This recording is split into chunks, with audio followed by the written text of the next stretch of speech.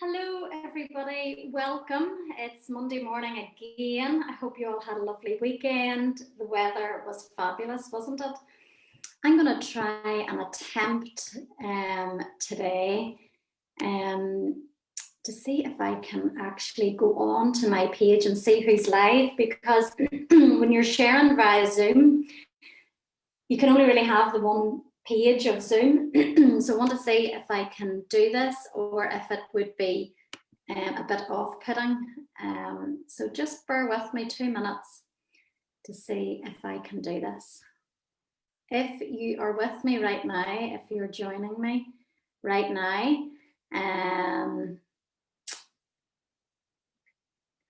oh, good morning. Yes, I can. This is great. Hi, good morning, Ailish. Good morning, Eileen. Great that you can join. I can't see who else is on. It's only because I think you have commented. So yes, if you can hear me okay, if the volume's okay, just give me a little thumbs up, or if you're feeling super kind this morning, you can give me a little heart. Thank you.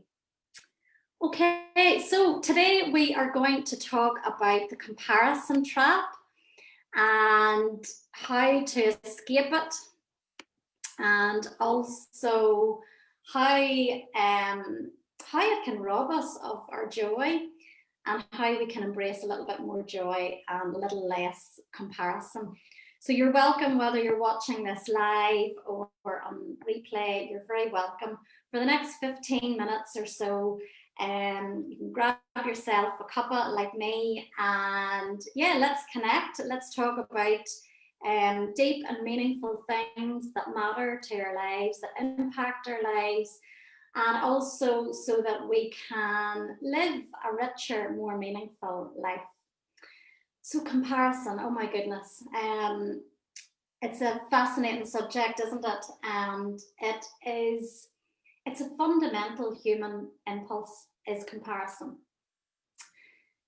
So whilst it's really difficult to shift it completely and get rid of it completely, for want of a better word, what we can do is we can come to understand it a little bit more, understand ourselves a little bit more, and when we go into comparison, the feelings within our body when we do that, how that feels, and also how we can actually take comparison and transform it for the greater good, for the greater good of ourselves and for the greater good of humanity, of life and living.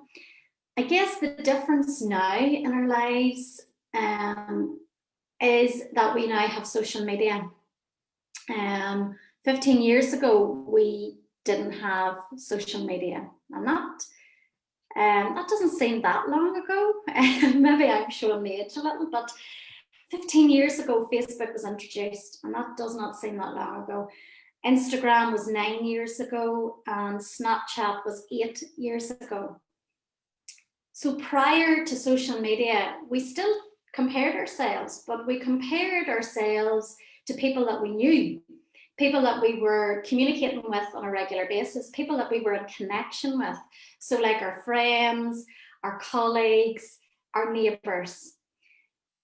And now what's happening, very sadly, is that we have started now to compare ourselves with people that we don't even know, have never met, and will probably never ever meet. And that is not only toxic, but it can increase our anxiety levels, our stress levels. It can erode us of our self-esteem, our confidence, and it can actually demotivate us. Comparison can move us away from our goals and from our dreams and from our aspirations more than anything. It can actually really stop us in our tracks. I did a little bit of research on social media because I myself have been reviewing my own social media usage lately. I think it's something, a really healthy thing for all of us to do on a regular basis. And I was amazed to find that in Ireland, 85% of the population has a social media account, 85%. That's huge. In the UK, it's lower in the UK for whatever reason. I don't know, maybe it's demographics. But in the UK, it's 66% of the population have a social media account. So comparison now has increased exponentially because of social media.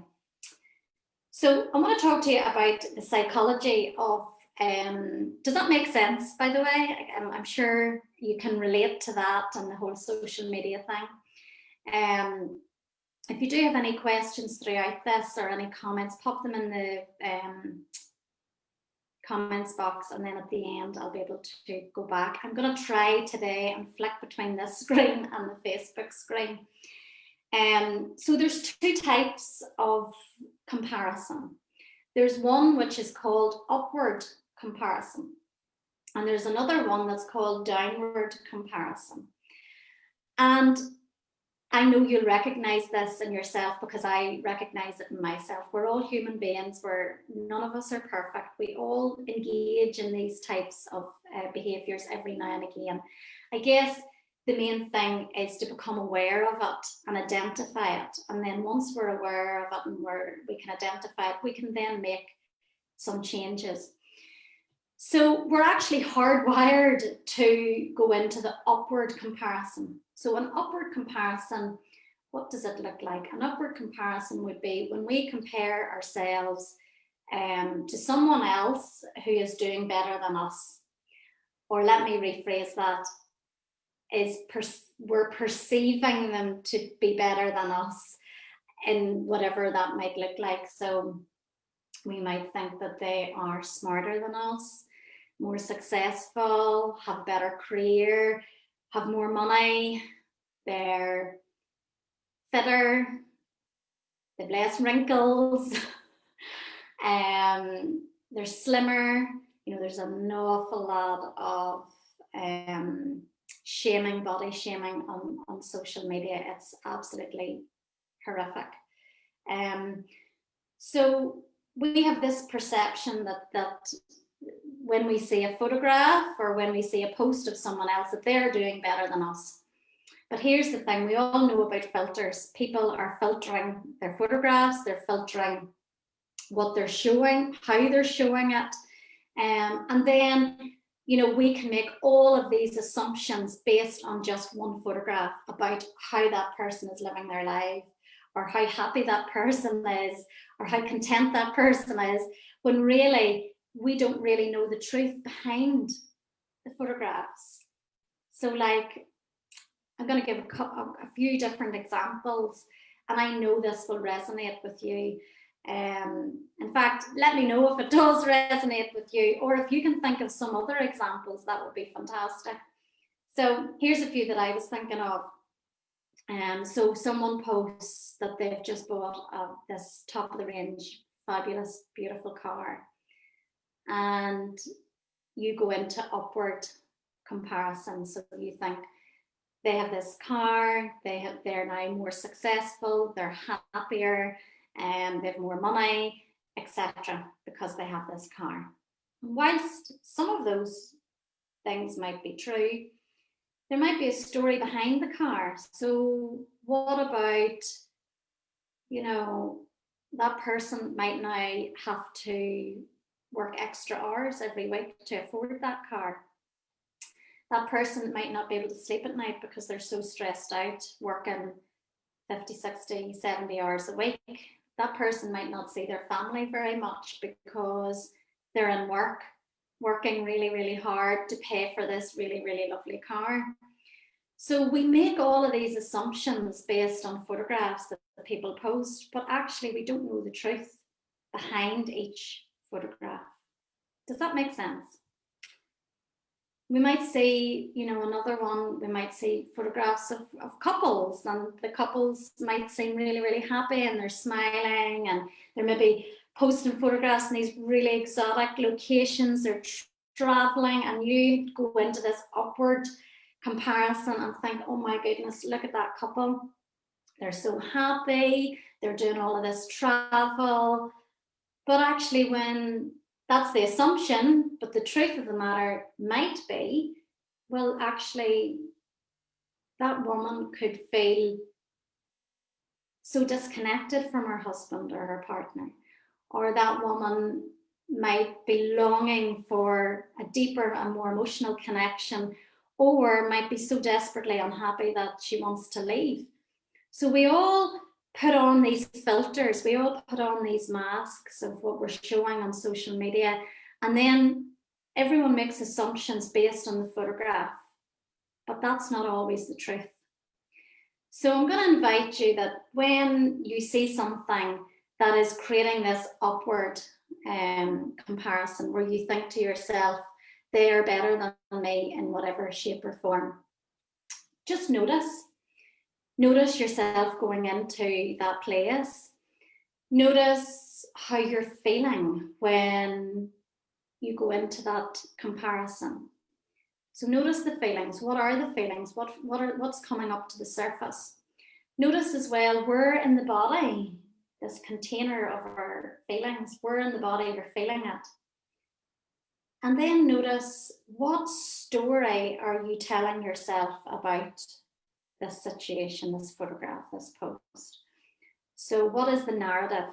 Not only about the post, but about yourself. What is the story that you're telling yourself, and how is that making you feel?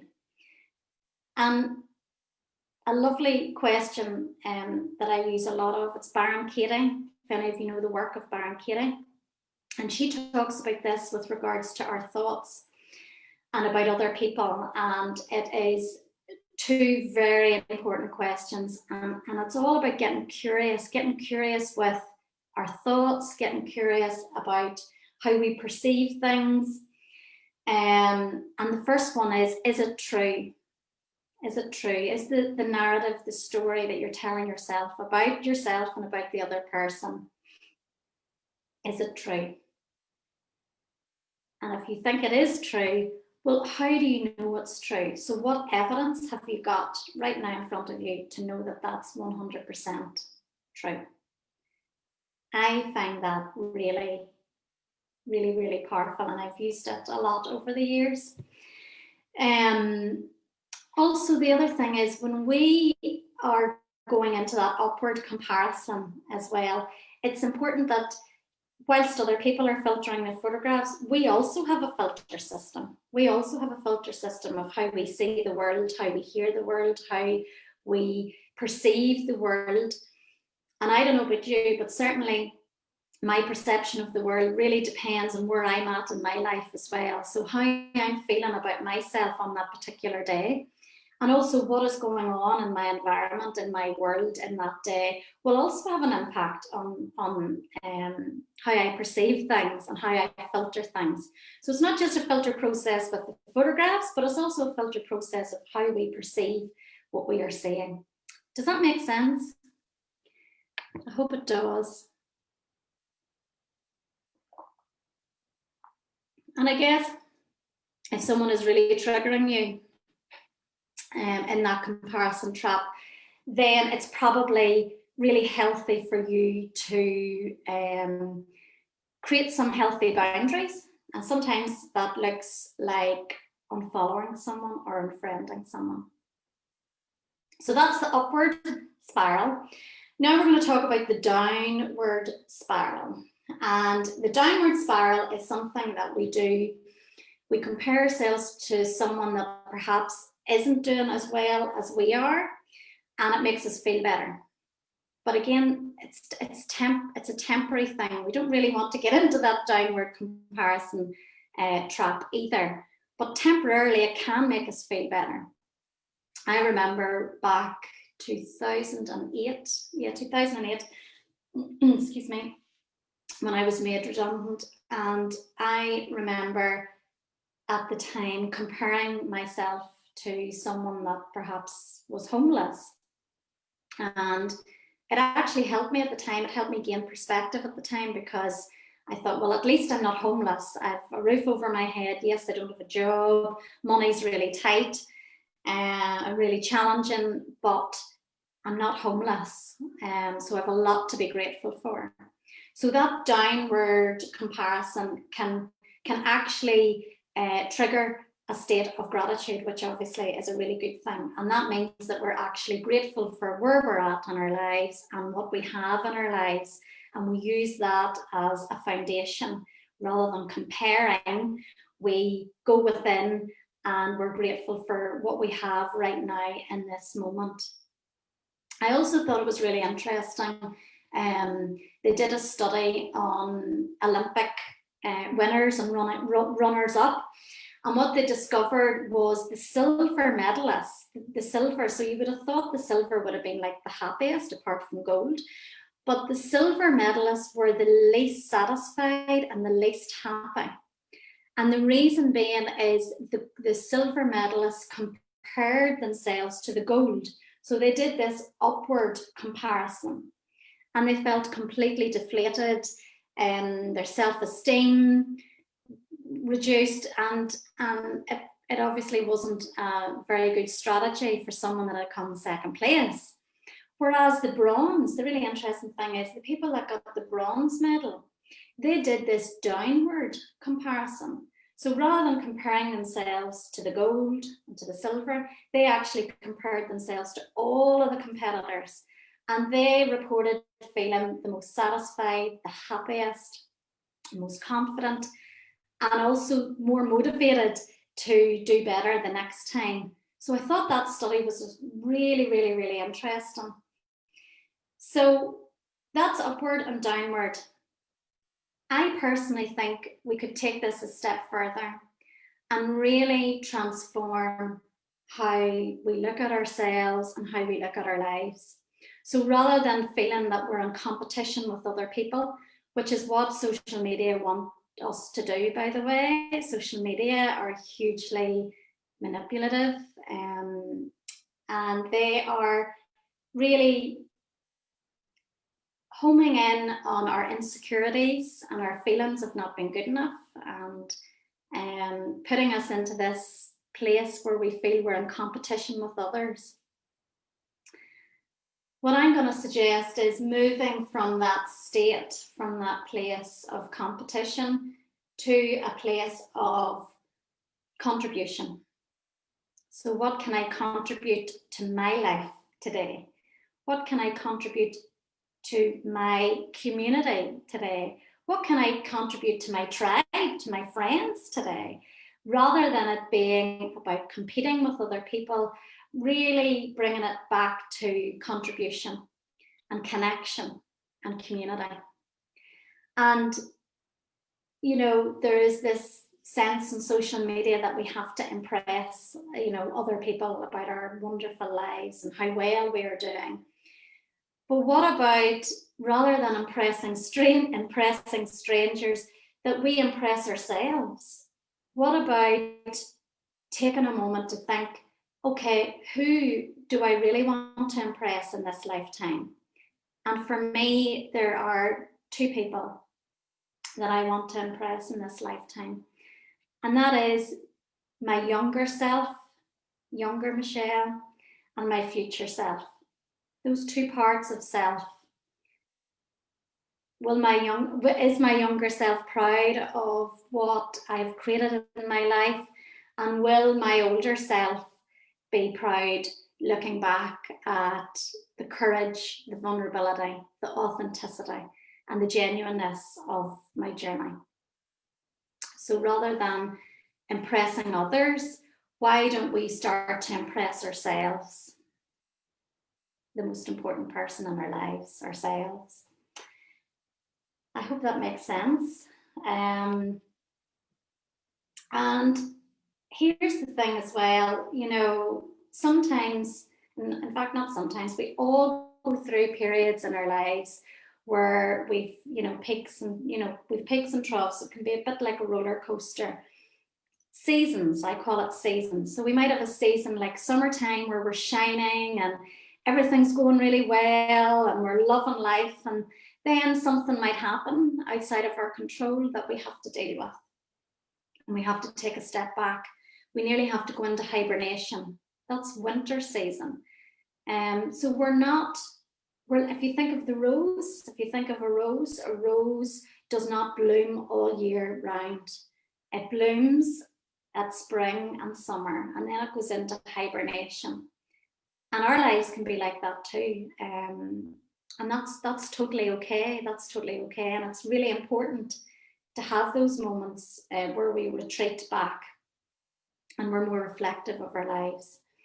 And also it's knowing that if you are going through a really difficult time in your life, that sometimes the very best thing that we can do when we go through those periods is to just get up every day and breathe. Just survive and get through the day, and that's okay. You know, spring, summer will come again. It's just trusting that. And I guess it's having a healthy comparison with other people. So changing the upward spiral and the downward spiral to something more of meaning, like oh my goodness, there's a squirrel in my back garden. Oh wow. Oh, there is the cutest little grey squirrel in my back garden. Oh, so cute. Sorry, I got a bit distracted there. So yeah, having this healthy comparison, and like a healthy comparison would be you admire someone, so someone that is doing something that perhaps you would really love to do, and you're full of admiration for them. So rather than you feeling jealous or envious or resentful of that person, you think, wow, isn't that guy or girl doing so amazing? I wonder how they did that. I wonder what steps they took to get to where they are today. And I wonder if I could perhaps do that, because if they have done it, then I can do it too, which is called modeling. So even if we're going through difficult times, we can aspire to new things, new births, new beginnings, and take tiny wee baby steps every day to bring us closer to wherever it is we want to be in our lives. And I guess it's about connecting in with our values, knowing what your values are and what's important to you. And our values change. My values have changed dramatically over the years. So I hope that all made sense. I really hope it helped more than anything, but it's a really interesting subject, something that I could talk about for much, much longer.